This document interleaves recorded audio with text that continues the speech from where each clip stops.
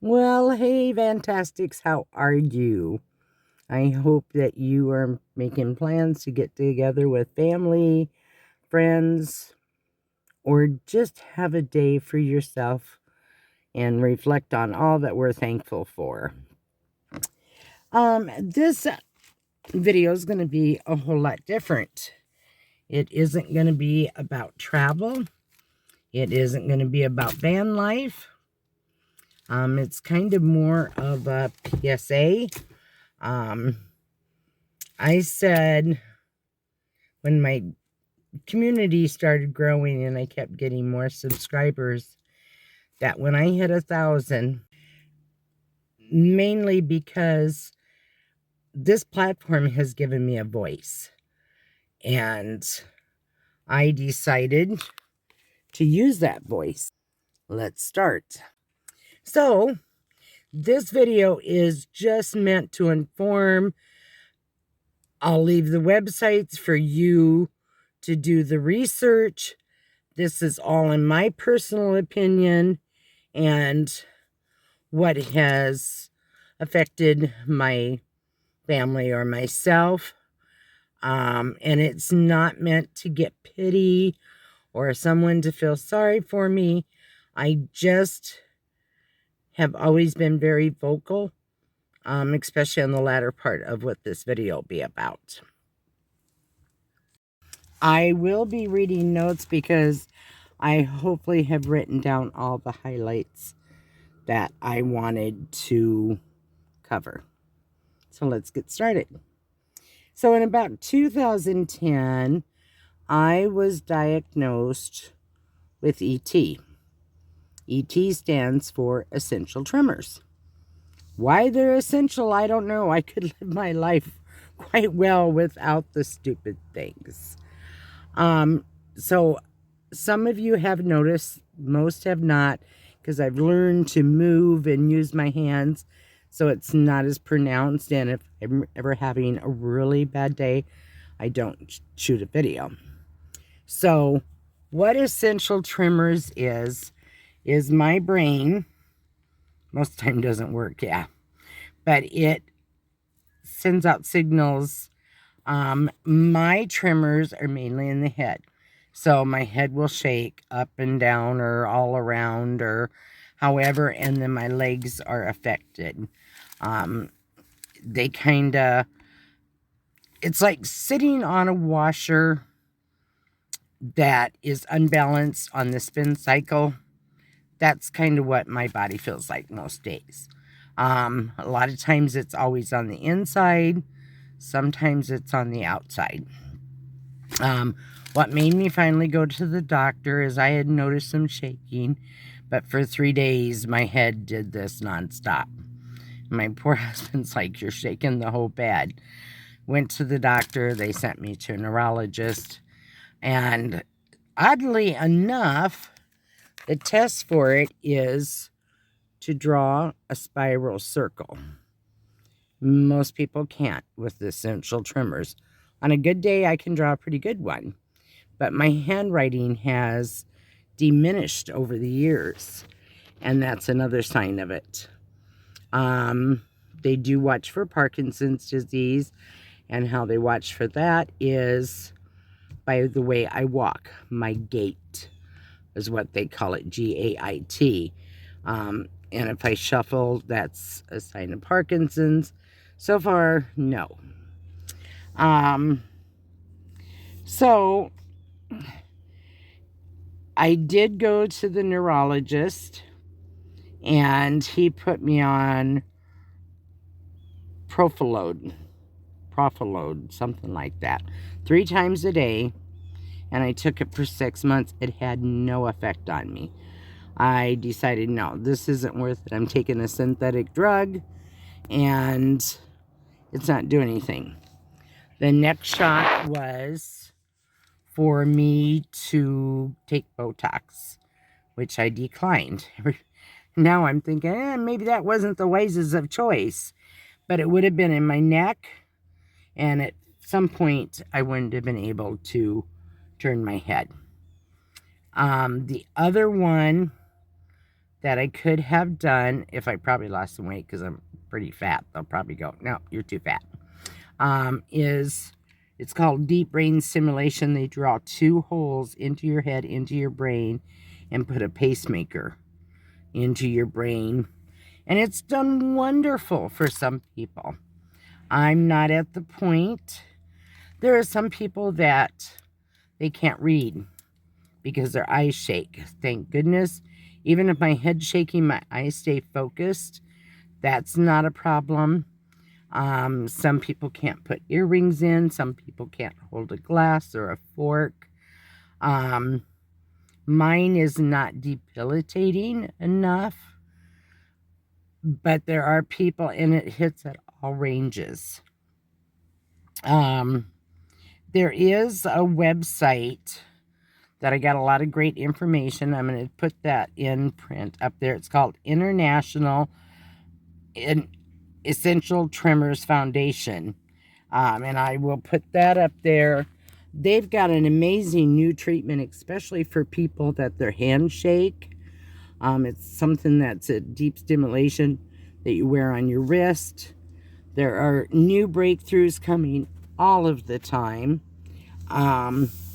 But I just wanted to give some information. So if you've noticed yourself doing some shaking, or, see a family member, don't make him feel self-conscious, because it is very self-conscious. There's been times where I went with a friend out to dinner and I was shaking, not even thought, and I ordered a bowl of soup, and she's like, would you like your bib now or later? And I'm like, yeah, right now would be good. Another one of my friends, they got together and made me a little zippy cup. There's days where it's bad, and I just kind of gotta work through it. But most days, it's good. So that is called Essential Tremors. Like I said, they're not essential, but apparently your body likes them. But I'm going to tape up this website. Check it out. It's really got some good information. Okay. Now you've seen in the title 2 different diseases. This one is a little bit more difficult, more intense. There's a lot of information. And again, there's some really good breakthroughs. So I will leave you with a website for you to do your own research. In 2015, my husband, he was a sick gentleman. Diabetes, lost his leg, but he was healthy, he was active, and he just wasn't feeling real good. And took him to the hospital. They admitted him. He was in there about a month. And they kept saying, well, we're not finding anything wrong. He's got a little spot on his lung, but it's pneumonia. He was having a lot of coughing and wheezing. And they said, it's just fluid buildup in his lungs. And there was a word for it, and I cannot remember what it is now. But it was around his heart. And it's like, okay, we can deal with this. His blood pressure was really, really high for a lot of years. And all of a sudden it dropped and went normal. And they were like, well, that's great. And then he was having a real tough time with diarrhea. And they're like, he's been in the hospital. It's that staph infection that you can get, not MRSA. But they just put it off as that. Sent him home, said there's really nothing wrong with him.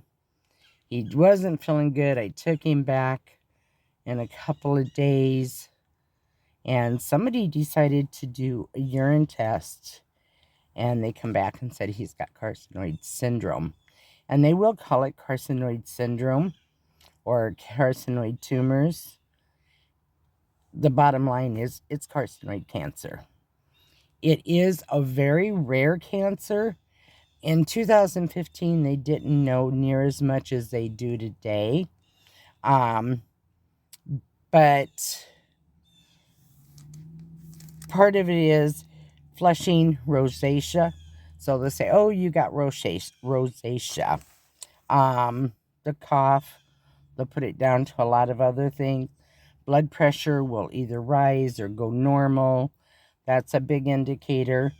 A lot of people are diagnosed with IBS because of the diarrhea. And it's in the gastro tract where most of it hits. Some of it can hit in the lungs, and that's usually due to not smoking. It can hit in the breast, the testicles. It can hit all over, generally in the gastro. At the end, my husband had it in his lungs, behind his appendix, in the bowels, the liver. He was just, it metastasized all over. And the reason being is we figured he had had it for 6 years and the doctors had missed it. So when he was diagnosed, of course, the insurance company said, no, he has to go home and check in as an outpatient for us to do the test. So a few days later, I take him to the hospital, give him a kiss, say, I'll pick you up in a little bit. And within 10 minutes, the hospital called and said, you need to get back here. His body's shut down. He's got 2 days to live. So generally you get if it's caught early, you can get a really good life expectancy. Because they got some great treatments. I know 2 other women that have this, and I met them 7 years ago, and they're still doing really great, and I hope that continues for them. So a blood test now will show if the doctor knows what they're looking for. My husband's was the urine test, and if there's a lot of serotonin in it, that is what shows that you have carcinoid cancer. The symbol for it is the black and white ribbon with the zebra. Because doctors are so good at looking and saying you have IBS, you have rosacea. They look at the horse, not the stripes on the zebra. And some of the doctors are getting where they're really looking into, why does this person have diarrhea? Why does this person? And they're seeing the zebra, which is bringing more attention to the carcinoid cancer, and I will always call it cancer.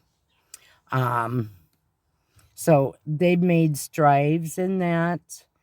There is a National Carcinoid Foundation, and I worked with them.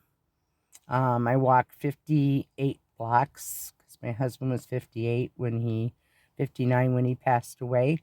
And I got on the news, talked about it. I've handed out thousands of flyers, just to get that word out there. I will also put that up there. And this isn't meant to scare anybody. So if you have rosacea, you have IBS, you have the blood pressure changing or the cough, doesn't mean you have it. It just means it's something to have a conversation with your doctor. This is one of the slowest growing and the longest survival rate of any cancer. I'm not saying it isn't painful, but you don't go through radiation or chemo.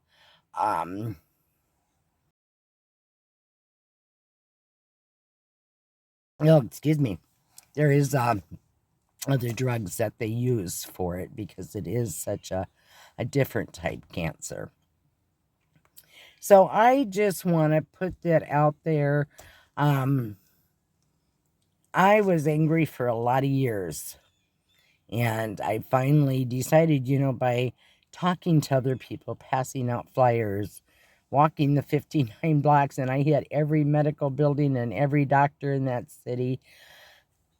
to give them the information. If I can help save one more life, get one more person diagnosed early, then me not having a husband, my kids not having a father, grandkids not having a grandpa,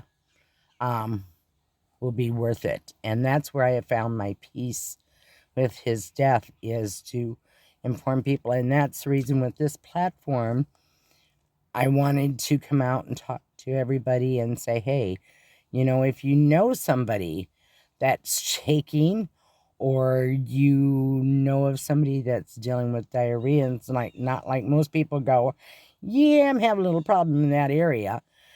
But send them this video, or send them at least the links to these websites, because they are the foundations, and you'll get information. Back when my husband was first diagnosed and we thought he had a chance, I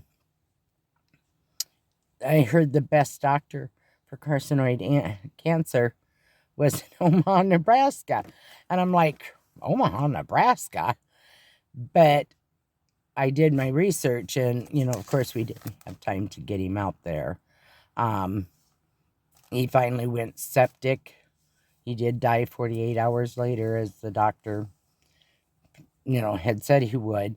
But the cancer ate through his bowels, and he couldn't fight it. But, you know, I know this is kind of a depressing, scary video, but I feel good about it because I want to inform people. And now that I've got a voice, I want to use that voice for the good, and hopefully I can help one extra person.